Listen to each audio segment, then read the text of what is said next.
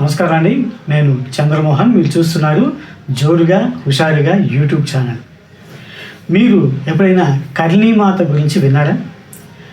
15వ శతాబ్దంలో రాజస్థాన్ ప్రాంతంలో చాలా మహిమ కలిగిన మాత ఈ కర్ణీమాత. అంటే మన షిర్డీ సాయిబాబా, పుట్టపర్తి సాయిబాబా, మంత్రాలయ రాఘవేంద్ర స్వామి వీళ్ళు ఎలాగో ఈ మాతాజీ కూడా అలాగన్నమాట. కాకపోతే తను 15వ శతాబ్దంలో అంటే దాదాపు 500 ఏళ్ల క్రితం నాటి మాతాజీ అనమాట. ఈవిడ ఉన్నటువంటి కాలంలో రాజపుత్ర రాజులు చాలామంది చిన్న చిన్న రాజ్యాలను పరిపాలించుకుంటూ ఉండేవాళ్ళు. వాళ్ళు ఒకళ్ళ మీద ఒకళ్ళు ఈ రాజ్య విస్తరణ కోసం ఒకరి మీద ఒకరు దాడి చేసుకుంటూ యుద్ధాలు చేసుకుంటూ ఉండేవాళ్ళు అనమాట. దీనివల్ల బోల్డంత హింస అనేది ఉండేది ఆనాటి సమాజంలో. అయితే ఇదే ఆధారంగా చేసుకొని ముస్లింలు ఏం చేశారంటే ఈ రాజపుత్ర రాజుల్లో ఒకరి పక్షాన్ని చేరటం, ఇంకొకరిని ఓడించటం, అలాగా నెమ్మదిగా ఈ రాజును కూడా వశం చేసుకోవడం అనమాట. అంటే ఆ రకంగా ముస్లింల జోక్యం పెరిగిపోయింది. అప్పుడు ఈ కర్ణీమాత ఏం చేసిందంటే ఈ రకంగా రాజపుత్ర రాజులు ఒకరితో ఒకరు ఫైటింగ్ చేసుకుంటూ ఉంటే చివరికి మన హిందూ రాజ్యాలన్నీ అంతమైపోయి ముస్లిం రాజ్యం ఇది వస్తుంది. కాబట్టి వీళ్ళ మధ్య ఐక్యతను తీసుకురావాలి అని చెప్పేసి ఆ రోజుల్లో ఆవిడ ప్రబోధించింది. ముఖ్యంగా జోధ్పూర్, బికనూర్ రాజ్యాలకు ఈవిడ పరమ పూజ్యురాలన్నమాట. ఈవిడ అంత చెప్తే అంత అన్నట్టుగా ఉండేది పరిస్థితి. సమాజ శ్రేయస్సు కోసం ఆవిడ చేసిన ఏవో చూపించిన చాలా మహిమలు అవి వాటి గురించి కథలుగా అక్కడ రాజస్థాన్ ప్రాంతంలో చెప్పుకుంటారన్నమాట. రాజస్థాన్ సంస్కృతి మీద కర్ణీమాత ప్రభావం చాలా అంటే చాలా ఉంటుంది. ఈ కర్ణీమాతకు రాజస్థాన్లో చాలా ఆలయాలు ఉన్నాయి. ఆ ఆలయాల్లో ఒకటి ఉదయ్పూర్లో ఉన్నటువంటి మన్షాపూర్ని కర్ణీమాత దేవాలయం. పదండి ఆ కర్ణీమాత దేవాలయాన్ని చూసొద్దాం.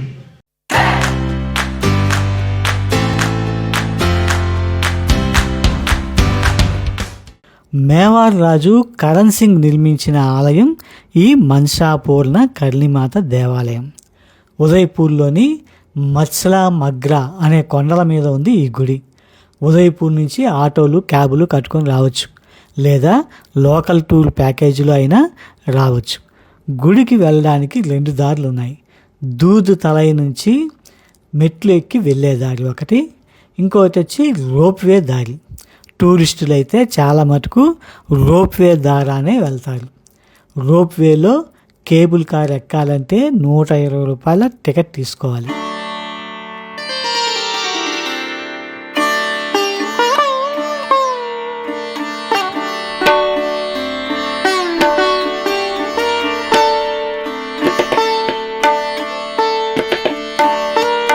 టికెట్ మీద టోకెన్ నెంబర్ ఉంటుంది. ఆ నెంబర్ను పిలిచేంత వరకు అక్కడ వెయిట్ చేయాలి.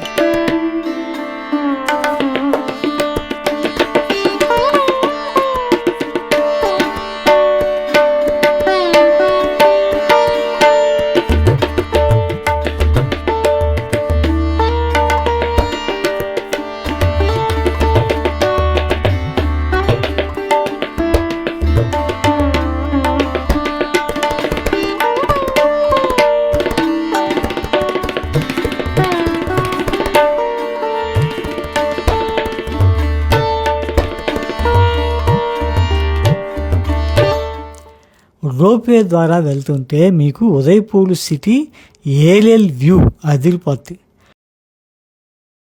ఒకసారి ఇక్కడ ఫ్రీజ్ చేస్తే ఇదిగో ఇది దూద్ తలై. తలై అంటే చిన్నపాటి చెరువు అన్నమాట. ఈ చెరువులో నీళ్లు తెల్లగా ఉంటాయని దీన్ని దూద్ తలై అన్నారు. ఇకపోతే ఇది సిటీ ప్యాలెస్, ఇది లేక్ పిచోలా, ఇది తాజ్ వాళ్ళ లేక్ ప్యాలెస్, ఇది వచ్చి ద ఓబరాయ్ ఉదయ్ విలాస్ ప్యాలెస్. సెలబ్రిటీలంతా పెళ్ళిళ్ళు చేసుకునే ఖరీదైన హోటల్ అన్నమాట.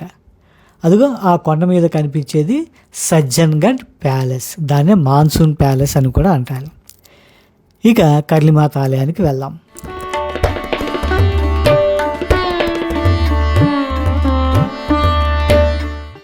ఇక్కడ ఒక కోట గోడ కనిపిస్తుంది కదా, ఇక్కడ ఒక కోట ఉంది.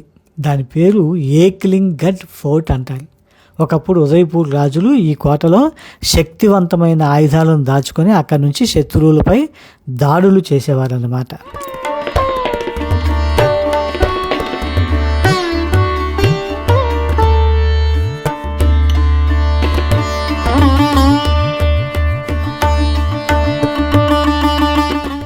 ఇదిగో వచ్చేసాం కర్లీమాత గుడి దగ్గరికి.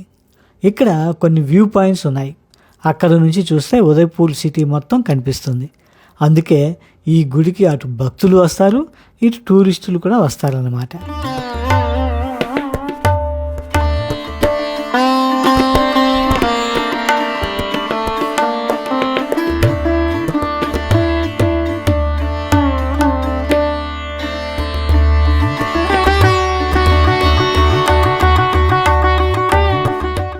పిచోలా లేక్ మధ్యలో అక్కడ కనిపించేది జగ్మందిర్ ప్యాలెస్. దాన్ని చూడాలనుకుంటే సిటీ ప్యాలెస్ నుంచి బోట్స్ ఉంటాయి. కర్లీమాత దర్శనం చేసుకోవడానికి కొన్ని మెట్లు ఎక్కాల్సి ఉంటుంది. ఈ గుడి చాలా ఏళ్ళు మూతబడి ఉండిపోయింది. మళ్ళీ 1990 ప్రాంతాలలో గుడిని పునరుద్ధరించారు. ఇప్పటికి కూడా ఇంకా నిర్మాణం జరుగుతూ ఉంది.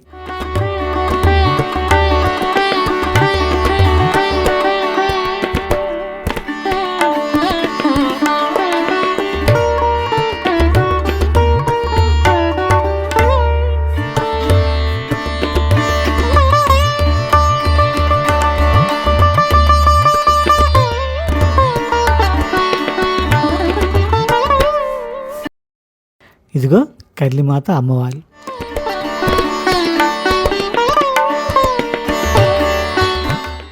కర్లీమాత దర్శనం అయిపోయాక బయట ఒక శివలింగం, దాని పక్కనే ఒక పంపు ఉంటుంది. పంపు దగ్గర నీళ్లు పట్టుకొని లింగానికి అభిషేకం చేసుకోవచ్చు. దీంతో కర్లీమాత దర్శనం అయిపోయినట్టే. కర్లీమాత దర్శనం చేసుకున్నారు కదా, మళ్ళీ కేబుల్ కార్లో రిటర్న్ వెళ్ళిపోదాం పదండి.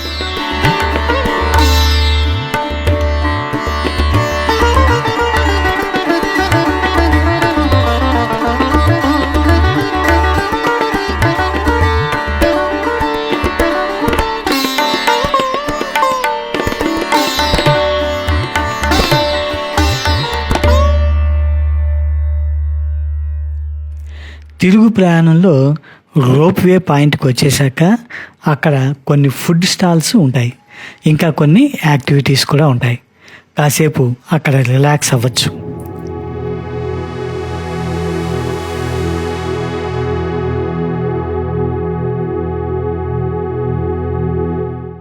కర్లీమాత ఆలయాన్ని చూశారు కదా.